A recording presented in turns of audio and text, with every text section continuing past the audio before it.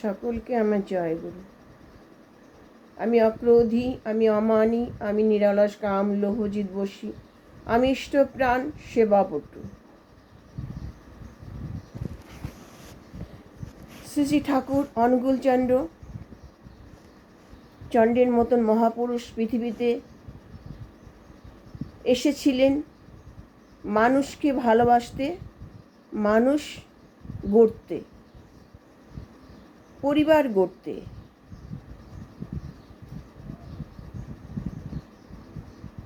অনুকূলচন্দ্র দেখেছেন মানুষগুলো হয়ে গেছে ছন্নছাড়া, পরিবারগুলো হয়েছে স্বার্থপর, মানুষের মধ্যে সম্পর্কগুলো হারিয়ে যাচ্ছে। সেই একান্নবর্তী পরিবার আর নেই। নেই মানুষের ভালোবাসা। হিংসা, অহংকার, লোভ, ক্রোধ ছেয়ে গেছে সারা পৃথিবী। মানুষ হয়ে গেছে হিংস্র। মানুষের মধ্যে নেই কোনো বিবেক। লোভে আক্রান্ত হয়ে গেছে মানুষ হারিয়ে ফেলেছে। মানুষও হারিয়ে ফেলেছে আদর্শ, তার বিবেক। তাই আদর্শ সন্তান দেশে খুব কম। তাই ঠাকুর মানুষ গড়ার কাজ করে গেছেন। ঠাকুর চেয়েছেন পরিবারগুলো আগে গড়ে তুলতে। তাই একটা সুন্দর পরিবার গড়ে তুলতে হলে ঠাকুর প্রথম বিধান দিয়েছেন যে বিবাহের উপর। বিবাহ যদি সঠিক হয় তাহলে একটা আদর্শ সন্তান পৃথিবীতে আসবে। তাই ঠাকুর বিবাহটা সঠিকভাবে দিতে বলেছেন। বর্ণ বংশ এর আগে অনেকবার বলেছি, সুন্দর পরিবার দেখে, তার সংস্কার দেখে বিবাহটা, সেটা মেয়েদের পক্ষে বা ছেলের পক্ষে, দুই পক্ষেই দেখে, স্ববর্ণ দেখে বিবাহের কথা তিনি বলেছেন। আর তারপরে বিবাহের পর হবে সুন্দর একটা পরিবার তৈরি করতে হবে, সুন্দরভাবে সম্পর্কগুলো ঠিক রাখতে হবে। পরিবারের মধ্যে প্রত্যেকের সম্পর্ক ভালো থাকতে হবে। স্বামী স্ত্রীর সম্পর্কর মধ্যে থাকবে একদম পবিত্র ভালোবাসা। তবে একটা সুন্দর শিশু সন্তান সেখানে জন্মগ্রহণ করবে। আর ঠাকুর বলছেন শালি শিশু সন্তান জন্ম দিলে হবে না, তারপর শুরু হবে 3 বছর থেকে তার শিক্ষা সংস্কার। ঠাকুর এই কারণে বলেছেন 8 বছর 10 বছর থেকে একটা শিশু সন্তানকে দীক্ষা দিতে হবে। দীক্ষার কথা না বুঝলেও সে বাবা মাকে দেখে, বাবা মাকে তো দীক্ষা নিয়ে সেই পথে চলতেই হবে, ঈশ্বরকেন্দ্রিক পথে। আর শিশু আস্তে আস্তে শিখবে ওই বাবা মাকে দেখে দেখে, ছোটো থেকে একটু একটু করে দেখতে দেখতে বড় হয়ে উঠবে। তার সঙ্গে থাকবে তার শিক্ষা সংস্কার। এই জন্য ঠাকুর একান্নবর্তী পরিবারের কথা বলেছেন। যে একান্নবর্তী পরিবারে একটা শিশু সব কিছু পেয়ে যায় সেখানে। ভালোবাসা, সম্পর্ক, সবার স্নেহ ভালোবাসায় সুন্দরভাবে গড়ে ওঠে।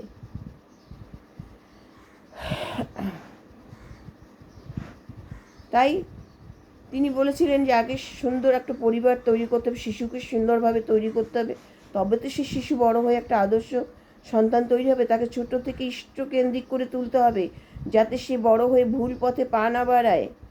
এই হচ্ছে আমাদের ঠাকুর, মানব দরদি। ঠাকুর এমন দরদি ছিলেন, দয়ার ঠাকুর ছিলেন। ঠাকুর একটা মাছ কাটলেও কষ্ট পেতেন। গরিব মানুষের জন্য, আশ্রমবাসীদের জন্য, পাবনাবাসীদের জন্য তিনি অনেক সংস্কারমূলক কাজ করে গেছেন। মানুষকে সেবা দিয়েছেন। বহু জ্ঞানী গুণী পণ্ডিত মানুষ ঠাকুরের পাশে এসে দাঁড়িয়েছেন ঠাকুরের এই কাজে সাহায্য করার জন্য। তাদের নিজস্ব কাজ ছেড়ে দিয়ে ঠাকুরের পাশে এসে তারা দাঁড়িয়েছেন। বহু পণ্ডিত ব্যক্তি বা বড় ধনী ব্যক্তিরাও ঠাকুরের পাশে এসে দাঁড়িয়েছেন, ঠাকুরের দীক্ষা নিয়েছেন, ঠাকুরকে ভালোবেসেছেন, ঠাকুরের কথায় তারা আকৃষ্ট হয়েছেন। তারা বুঝতে পেরেছেন ঠাকুরের যে একটা মহান উদ্দেশ্য ছিল। আর ঠাকুর কি করেছেন? ভালো থাকার জন্য দিয়েছেন 5টি বিধান। প্রথম তার ঠাকুর দিয়েছেন দীক্ষা, দীক্ষা দেওয়ার পরে দিয়েছেন 5টি বিধান: যজন যাজন ইষ্টবিধি সস্তৈনী সদাচার, তার সাথে প্রার্থনা, নাম জপ।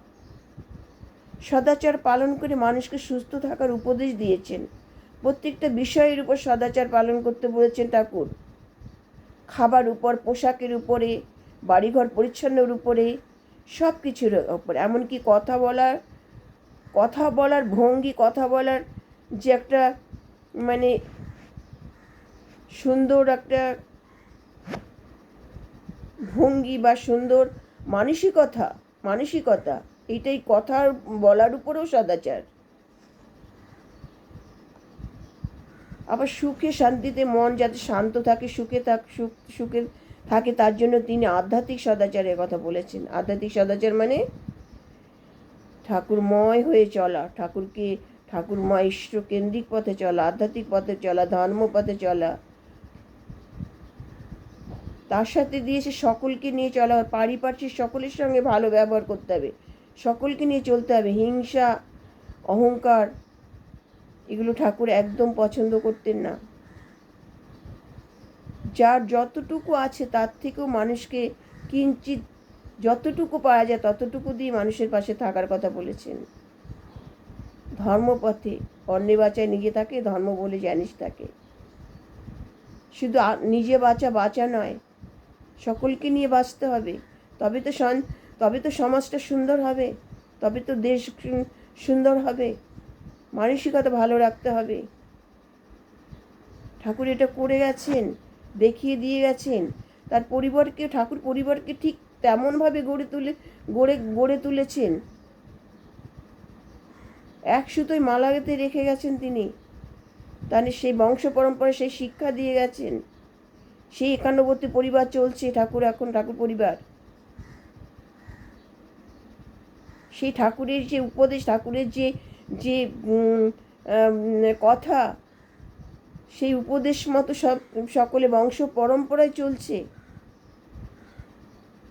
এটা হচ্ছে ভক্তি, ভালোবাসা, শ্রদ্ধা। একেই বলে সংস্কার। তিনি বারে বারে শিক্ষা সংস্কারের কথা বলে গেছে। শিক্ষা সংস্কার ভালো হলে একটা সন্তান ভালো হতে বাধ্য হবে, অবাধ্য হবে না।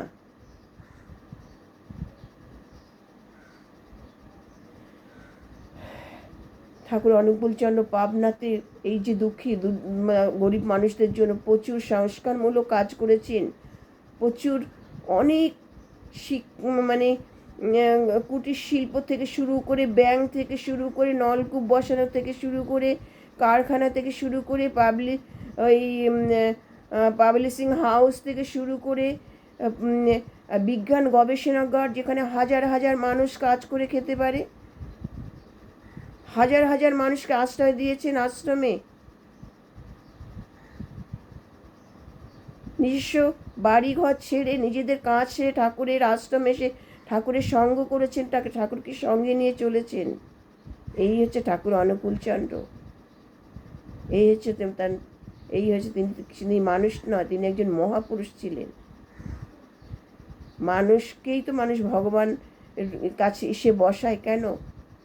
মানুষের মধ্যে যদি সে ভগবানের সমস্ত, ঈশ্বরের সব কিছু তার মধ্যে দেখতে পায়, সেই শক্তি, সেই যে বৈশিষ্ট্য,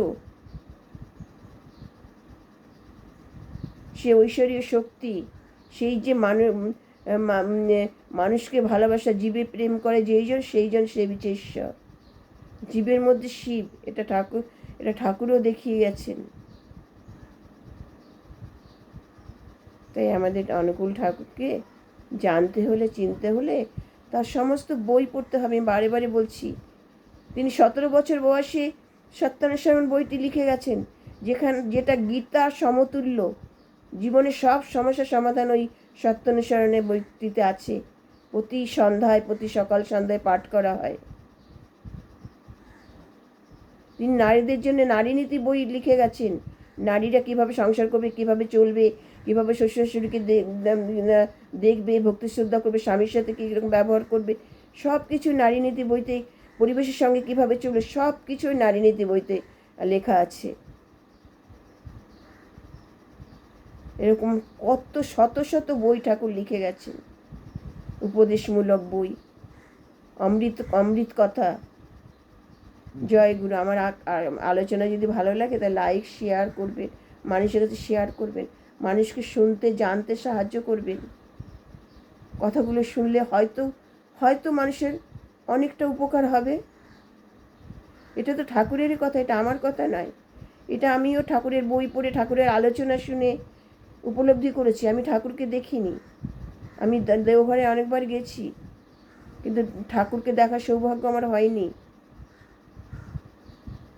তার সেই দেওঘর, পবিত্র দেওঘর আশ্রমে আমি গেছি, যেটাকে পবিত্র তীর্থক্ষেত্র বলা হয়। সকলের মঙ্গল প্রার্থনা করি। জয় গুরু।